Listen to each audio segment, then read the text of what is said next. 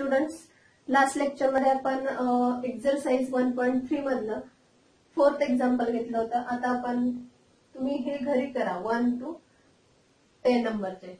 Simple आहे. First 3 ला फक्त tan inverse of minus theta is equal to minus tan inverse of theta use करायचे आणि हे सगळ्यांचे फॉर्म्युले आपण यूज केले. आता हे जे लास्ट एक्झाम्पल आहे तिथे काय करायचं, आधी स्क्वेअर करा.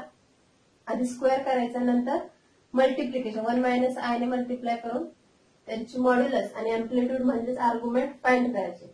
खूप सोपं आहे. आता आपण सेकंड एक्झाम्पल घेऊयात. Find real values of theta for which 4 plus 3i sin theta divided by 1 minus 2i sin theta is purely real. आपल्याला हे एक्झाम्पल मध्ये काय फाइंड करायचे आहे, जो थीटा दिसतोय त्या थीटाची व्हॅल्यू फाइंड करायची आहे. त्यासाठी त्यांनी कंडिशन दिलेली आहे की हा जो कॉम्प्लेक्स नंबर आहे तो काय प्युअरली रिअल आहे, म्हणजेच इमॅजिनरी पार्ट त्यामध्ये काय आहे, 0. So let z is equal to 4 plus 3i sin theta divided by 1 minus 2i sin theta.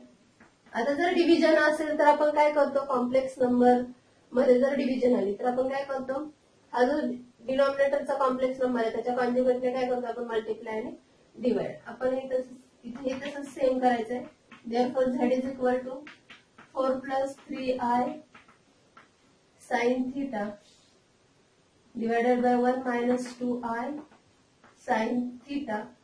अजून denominator 1 minus 2i sin theta आहे, त्याचा कॉन्जुगेट काय येणार आहे, त्याने आपल्याला मल्टिप्लाय आणि डिवाइड करायचे. काय कॉन्जुगेट याचा, इथे काय येणार आहे फक्त plus 1 plus 2i sin theta divided by 1 plus 2i sin theta. ह्याच्या कॉन्जुगेटने काय केलं, मल्टिप्लाय आणि डिवाइड. आता हे आपण सॉल्व्ह करूयात.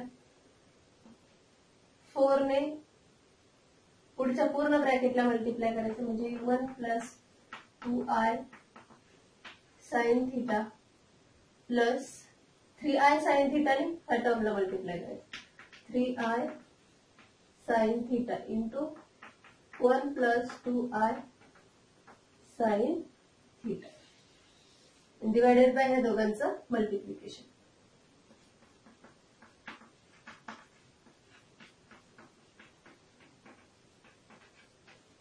जेव्हा आपण डिव्हिजन घेतो तेव्हा काय होतंय, कॉन्जुगेटने मल्टिप्लाय केल्यानंतर डिनॉमिनेटरला 1 minus sine theta 1 plus 2i sine theta म्हणजेच a मायनस बी आणि a प्लस बी. जेव्हा आपण डिव्हिजन घेतो तेव्हा नेहमी डिनॉमिनेटरला कोणता फॉर्म्युला यूज करावा लागतो, a minus b into a plus b is equal to a square minus b square. किंवा a प्लस बी इकडे आले, या दोघांचे a प्लस बी जर इथं लिहिला आणि इकडे a मायनस बी लिहिला तर काही फरक पडत नाही, दोघेही सेम आहेत.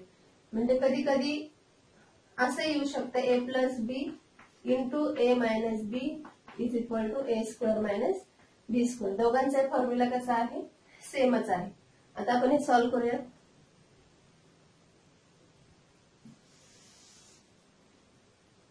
इथे आपल्याला हा फॉर्म्युला यूज करायचा, a minus b into a plus b is equal to a square minus b square. So this is equal to 4 ने मल्टिप्लाय करूया. 4 इंटू 1 4 प्लस 4 ने इथं मल्टिप्लाय केलं तर काही 8i sin theta. आता 3i sin theta ने मल्टिप्लाय करूया. 3i sin theta into 1 3i sin theta plus 3i sin theta into 2i sin theta. 3i 2i काय होईल 6i स्क्वेअर. आणि this is sin theta is sin square theta divided by a minus b a plus b चा formula use केला तर काय होईल, a square minus b square. a is 1, so 1 square minus b is 2i sin theta square. So this is equal to i square is equal to ठेवूयात आणि हा square evaluate करूयात. 8i sin theta and 3i sin theta ते करूयात. 4 plus 8i sin theta आणि 3i sin theta काय येणार आहे, 8 प्लस 3 11i sin theta. आता i स्क्वेअरची व्हॅल्यू इथं -1 आहे, ती तर ठेवत म्हणजे प्लस साइन काय होणार आहे मायनस आणि हा 6 as it is I square minus 1 ठेवलंय 6 साइन स्क्वेअर थिटा. येते का लक्षात? आय स्क्वेअर इज -1 इथं लिहूयात i square is equal to -1 since i square is equal to -1. I square ठेवलाय -1 म्हणजे हा +6 जो आहे तो काय होईल -6 आणि हा sine square theta as it. 1 square is 1 minus 2i sin theta square is 4i square sin square theta. 4i square sin square theta. Therefore z is equal to हा जो इमॅजिनरी पार्ट आहे तो नंतर लिहूयात. हा जो रिअल पार्ट आहे तो आधी लिहूयात. म्हणजे 4 minus 6 sin square theta plus 11i sin theta divided by 1. Again I square is -1 म्हणजे इथला -4 काय होणार +4. So 1 plus 4 sin square theta. आता रिअल पार्ट आणि इमॅजिनरी पार्ट सेपरेट करूया. हा तुमचा काय आहे रिअल पार्ट आणि हा imaginary part. So 4 minus 6 sin square theta divided by 1 plus 4 sin square theta plus 11 I sin theta आहे I आपण इकडे लिहूया divided by 1 plus 4 sin square theta. हा इथे I लिहिला तरी चालतो तिकडे लिहिला तरी चालणार. आता गिवन काय आहे given this z is purely real. So given that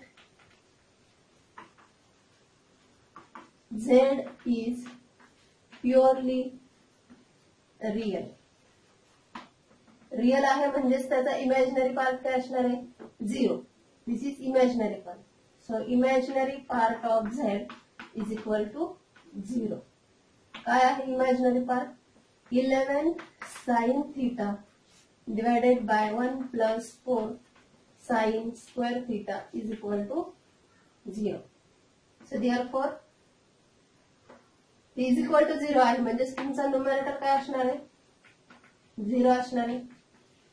म्हणजेच काय असेल sin theta is equal to 0. sin theta कधी 0 असतो sin 0 कधी येतं theta काय असेल n pi multiple of pi where n belongs to z. z म्हणजे इंटिजर्स n 1 2 3 4 व -1 -2 -3 असेल तर sin थीटा काय असतो 0 असतो. जर तुम्ही थीटाची व्हॅल्यू पाय ठेवली 2 पाय ठेवली 3 पाय ठेवली किंवा -पाय -2 पाय ठेवली तर साइन काय असतो त्यांचा 0 असतो. म्हणजेच तुमचा थीटा काय आलेला आहे n पाय. साइनचे सगळे पाय काय असतात 0. लक्षात ठेवण्यासाठी असं ठेवायचं की साइनचे सगळे पाय काय असतात 0. म्हणून साइन थीटा 0 कधी येतो जेव्हा थीटा काय असेल तुमचा n पाय. Okay this is the value of theta for which this z 4 plus 3i sin theta upon 1 minus 2i sin theta is real. Question number 3 जो आहे एक्सरसाइज 1.3 मधला तो आपण आधीच होमवर्कला दिलेला आहे तो तुम्ही सॉल्व्ह केलेला आहे. आता आपण क्वेश्चन नंबर 4 घेऊया.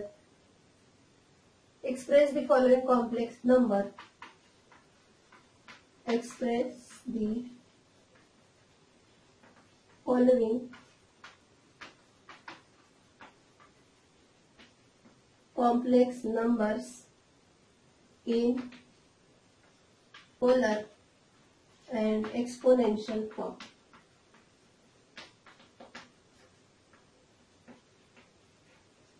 Polar and exponential form.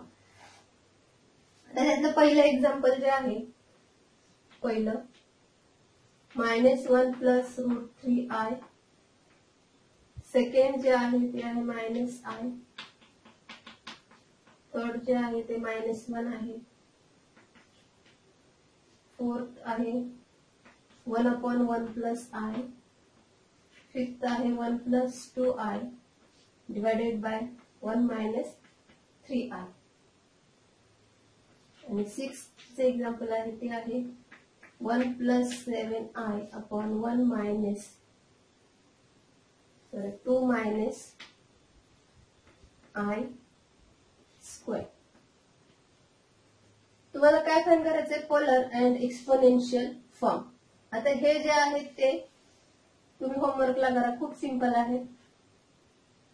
इथे डायरेक्ट पोलर फॉर्म फाइंड करायचा आणि एक्सपोनेन्शियल फॉर्म फाइंड करणार. त्यासाठी तुम्हाला काय माहित पाहिजे?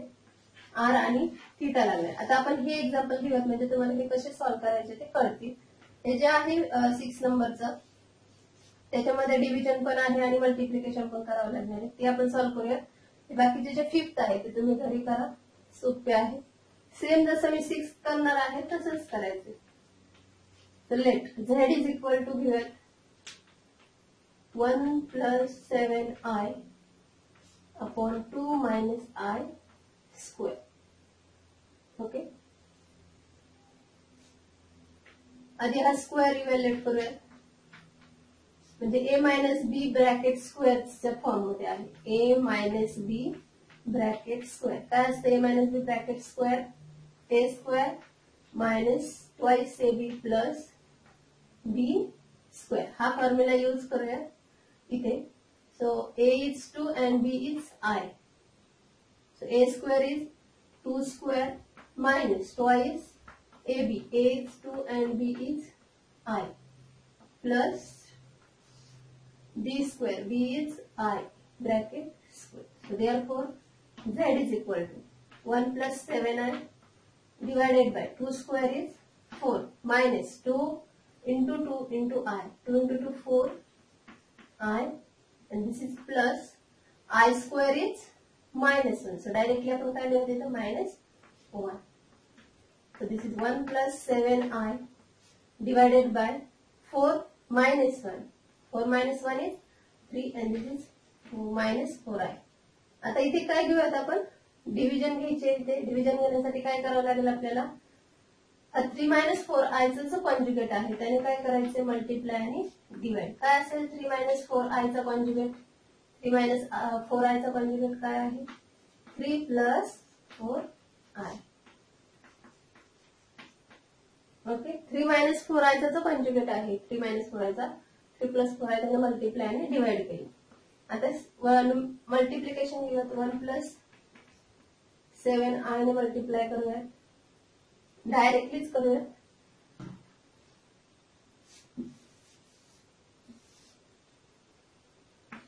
म्हणजे काय 1 ने मल्टिप्लाय करायचंय 3 plus 4i ला. 1 into 3 plus 4i plus 7i into 3 plus 4i divided by this again a minus b into a plus b form. So this is equal to 1 ने मल्टिप्लाय करत काही 1 into this bracket is 3 plus 4i. 7i ने multiply करूया. 7i into 3 21i. 7i into 4i. 4 7s are 28 and I into I is I square. Then this is a minus b, a plus b. What is that? A square minus b square. B is 4i bracket square. So z is equal to, therefore z is 3 plus 4i plus 21i plus 28i square. I square is minus 1. So 28 is minus 28 divided by 3 square is 9 minus 4i square is 16i square. So this is 4i plus 21i is 4i plus 21 is 25i and this is minus 28. This is 9. I square is again minus 1. So this minus 16 becomes plus 16. Plus 3 minus 28. Minus 28 and plus 3 is minus 25. And this is plus 25i. 9 plus 16 is 25. So we have to take a 25 as common. There I need minus 1 and plus I. This is divided by 25. So we have an answer -1 plus I. This is our Z in the form A plus BI. But we have to find polar form and exponential form. For that we required modulus of Z and argument of this Z. So R is equal to, R means modulus of Z. What is the modulus of Z? आता इथे here A आणि B आपण find करू घ्या. Here A is equal to -1 and B is 1. Okay, A is -1 and B is 1. So therefore modulus of Z means R is equal to modulus of Z is equal to काय formula असतो A square plus B square. Formula लिहा म्हणजे पाठ होतील. A is -1 square plus B is 1 square. So answer is -1 square is 1 and this 1 square is 2. So R is modulus of R is under root of 2. Now we will find theta. Theta is argument of Z.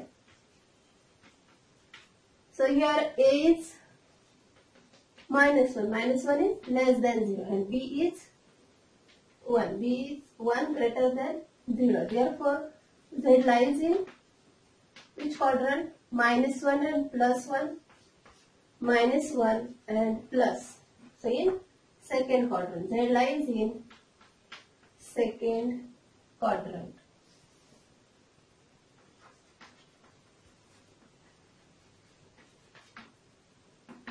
Therefore, in second quadrant, what is theta? Theta is tan inverse of B upon A plus phi.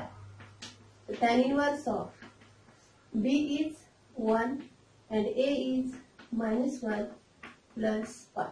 So this is equal to tan inverse of -1 plus phi. 1 upon -1 is -1.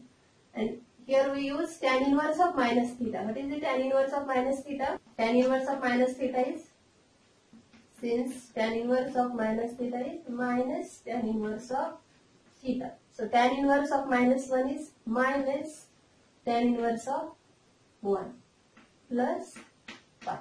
What is the value of tan inverse of 1? Tan inverse of 1 is pi by 4 and this is plus pi. Cross multiplication करें. Minus pi plus 4 pi divided by this 4. Theta is equal to minus pi plus 4 pi is 3 pi upon 4. This is our theta. So therefore polar form of Z is, formula to the polar form of Z is equal to R in bracket cos theta plus I sin theta. So R is under root of 2 and cos theta is 3 pi by 4 plus I sin 3 pi by 4. This is our polar form. And exponential form is, exponential form is, what is exponential form of Z? What is the formula? R e raised to I theta. So R is under root of 2 e raised to I. Theta is 3 pi by 4. So this is under root of 2 e raised to 3 pi by 4